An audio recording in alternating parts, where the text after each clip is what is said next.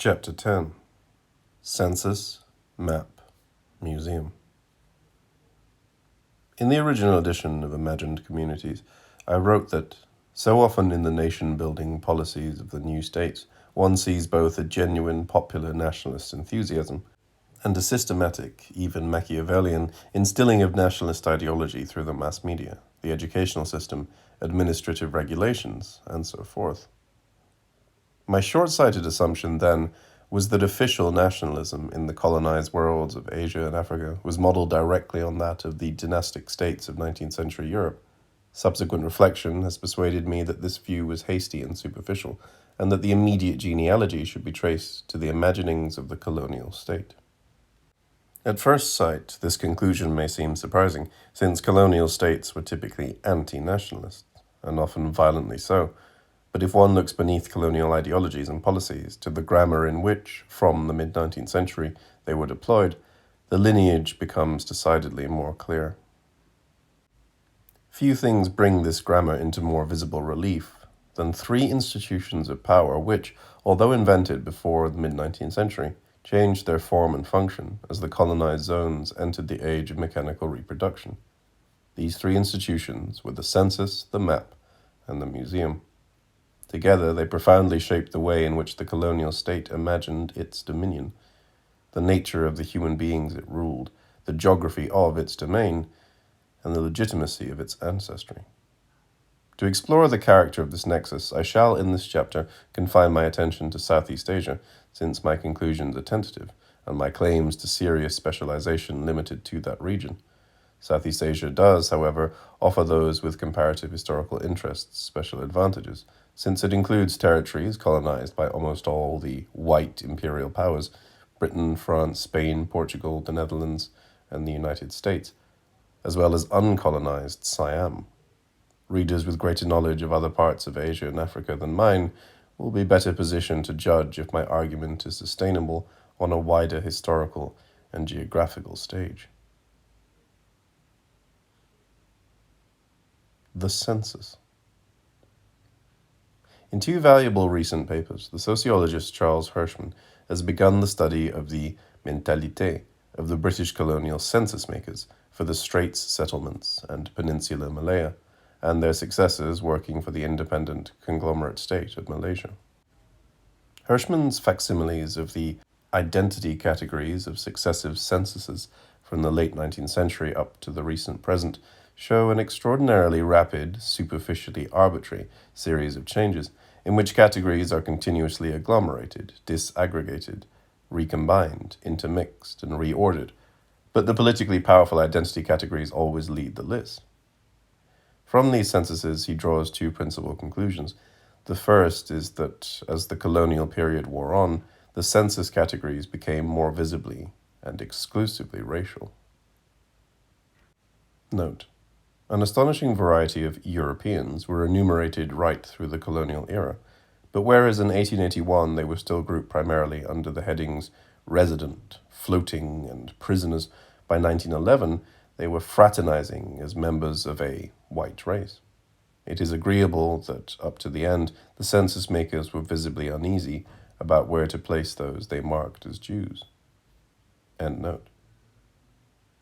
Religious identity, on the other hand, gradually disappeared as a primary census classification.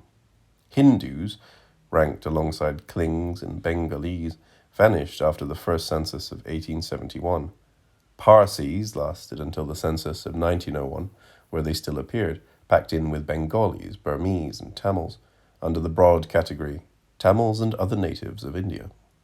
His second conclusion is that, on the whole, the large racial categories were retained and even concentrated after independence, but now redesignated and re-ranked as Malaysian, Chinese, Indian, and other.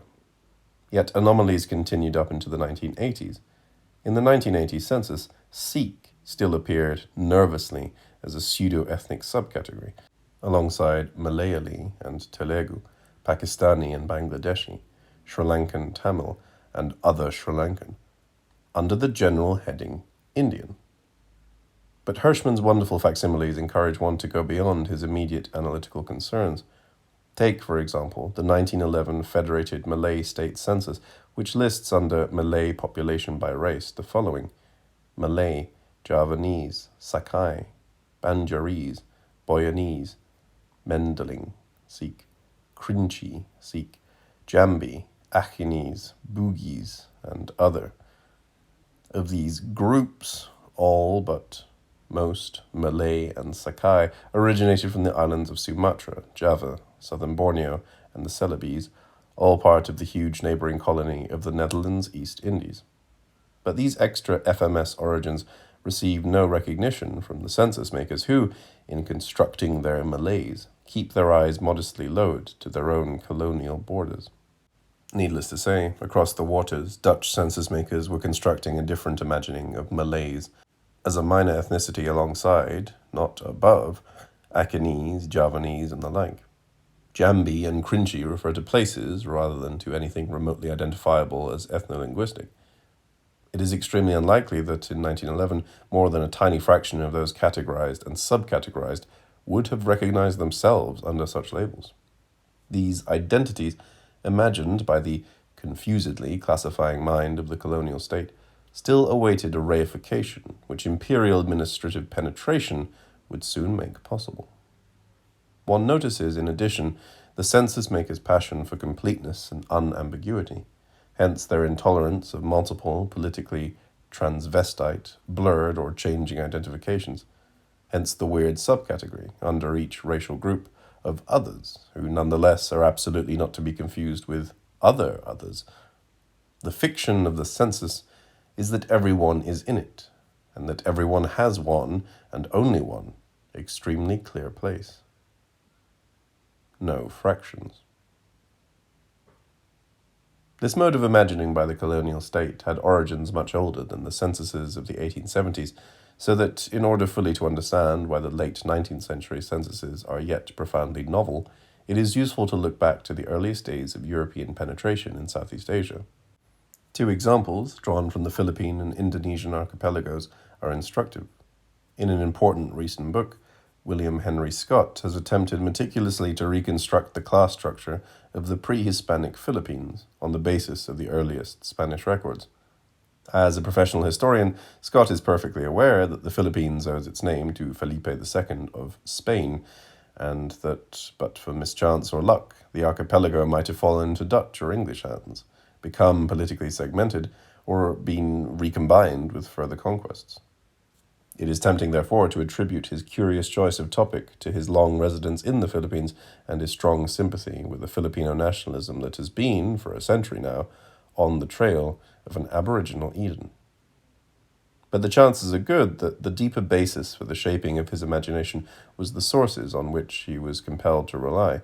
For the fact is that wherever in the islands the earliest clerics and conquistadors ventured, they espied, on shore, principales, hidalgos, pejeros, and esclavos, princes, noblemen, commoners, and slaves, quasi-estates adapted from the social classifications of late medieval Iberia. The documents they left behind offer plenty of incidental evidence that the hidalgos were mostly unaware of one another's existence in the huge, scattered, and sparsely populated archipelago, and, where aware, usually saw one another not as hidalgos, but as enemies, or potential slaves.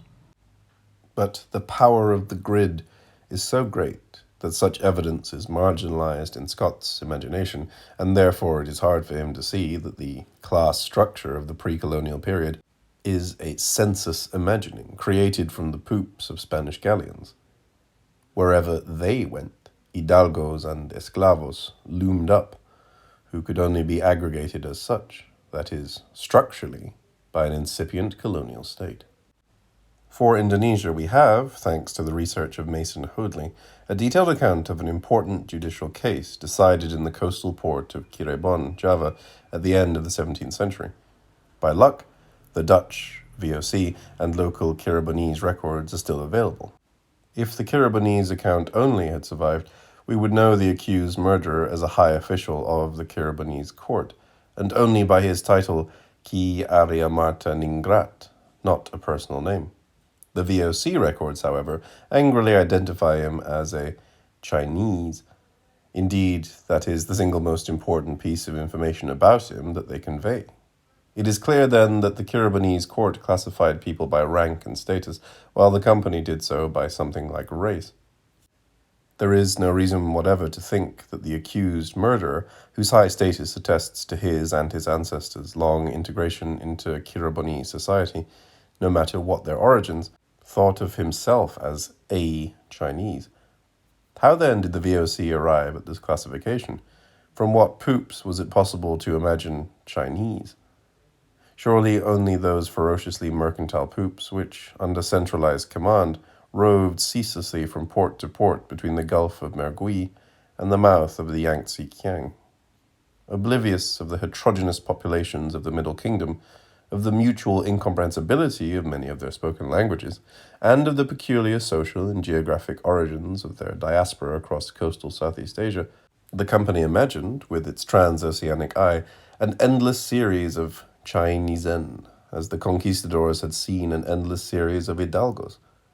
And on the basis of this inventive census, it began to insist that those under its control, whom it categorized as Chinesen, dress, reside, marry, be buried, and bequeath property according to that census. It is striking that the much less far-faring and commercially minded Iberians in the Philippines imagined a quite different census category, what they called Sangli. Sangli was an incorporation into Spanish of the Hokkien Sengli, meaning trader. One can imagine Spanish proto-census man asking the traders drawn to Manila by the galleon trade, "Who are you?" and being sensibly told, "We are traders." Not sailing the 7 Asian seas, for 2 centuries the Iberians remained in a comfortably provincial conceptual fog. Only very slowly did the Sangli turn into Chinese, until the word disappeared in the early 19th century to make way for a VOC-style Chino. The real innovation of the census takers of the 1870s was, therefore, not in the construction of ethnic racial classifications, but rather in their systematic quantification. Pre-colonial rulers in the Malayo-Javanese world had attempted enumerations of the populations under their control, but these took the form of tax rolls and levy lists. Their purposes were concrete and specific, to keep track of those on whom taxes and military conscription could effectively be imposed, for these rulers were interested solely in economic surplus and armable manpower. Early European regimes in the region did not, in this respect, differ markedly from their predecessors, but after 1850, colonial authorities were using increasingly sophisticated administrative means to enumerate populations, including the women and children whom the ancient rulers had always ignored, according to a maze of grids which had no immediate financial or military purpose. In the old days, those subjects liable for taxes and conscription were usually well aware of their numerability.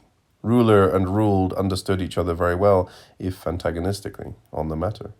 But by 1870, a non-tax-paying, unleviable Cochin Chinese woman could live out her life, happily or unhappily, in the Straits settlements, without the slightest awareness that this was how she was being mapped from on high. Here, the peculiarity of the new census becomes apparent. It tried carefully to count the objects of its feverish imagining. Given the exclusive nature of the classificatory system and the logic of quantification itself, a Cochin Chinese had to be understood as one digit in an aggregable series of replicable Cochin Chinese, within, of course, the state's domain. The new demographic topography put down deep social and institutional roots as the colonial state multiplied its size and functions. Guided by its imagined map, it organized the new educational, juridical, public health, police, and immigration bureaucracies it was building on the principle of ethno-racial hierarchies, which were, however, always understood in terms of parallel series. The flow of subject populations through the mesh of differential schools, courts, clinics, police stations, and immigration offices created traffic habits, which in time gave real social life to the state's earlier fantasies. Needless to say, it was not always plain sailing, and the state frequently bumped into discomforting realities. Far and away the most important of these was religious affiliation, which served as the basis of very old, very stable imagined communities, not in the least aligned with the secular state's authoritarian grid map. To different degrees, in different Southeast Asian colonies, the rulers were compelled to make messy accommodations, especially to Islam and Buddhism. in particular religious shrines, schools, and courts, access to which was determined by individual popular self-choice, not the census, continued to flourish. The state could rarely do more than try to regulate, constrict, count, standardize, and hierarchically subordinate these institutions to its own. It was precisely because temples, mosques, schools, and courts were topographically anomalous that they were understood as zones of freedom and, in time, fortresses from which religious, later nationalist, anti-colonials could go forth to battle. At the same time, there were frequent endeavors to force a better alignment of census with religious communities by, so far as was possible, politically and juridically ethnicizing the latter. In the federated states of colonial Malaya, this task was relatively easy. Those whom the regime regarded as being in the series Malay were hustled off to the courts of their castrated sultans, which were in substantial part administered according to Islamic law. Islamic was thus treated as really just another name for Malay. Only after independence, in 1957, were efforts made by certain political groups to reverse this logic by reading Malay as really another name for Islamic.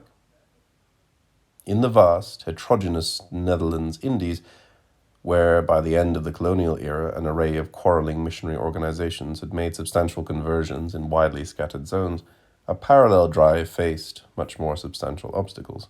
Yet even there, the 1920s and 1930s saw the growth of ethnic Christianities. The Batak Church, the Karo Church, later the Dayak Church, and so on, which developed in part because the state allocated proselytizing zones to different missionary groups according to its own census topography. With Islam, Batavia had no comparable success. It did not dare to prohibit the pilgrimage to Mecca, though it tried to inhibit the growth of the pilgrims' numbers, policed their travels, and spied on them from an outpost at Jeddah, set up just for this purpose. None of these measures sufficed to prevent the intensification of Indies' Muslim contacts with the vast world of Islam outside, and especially the new currents of thought emanating from Cairo.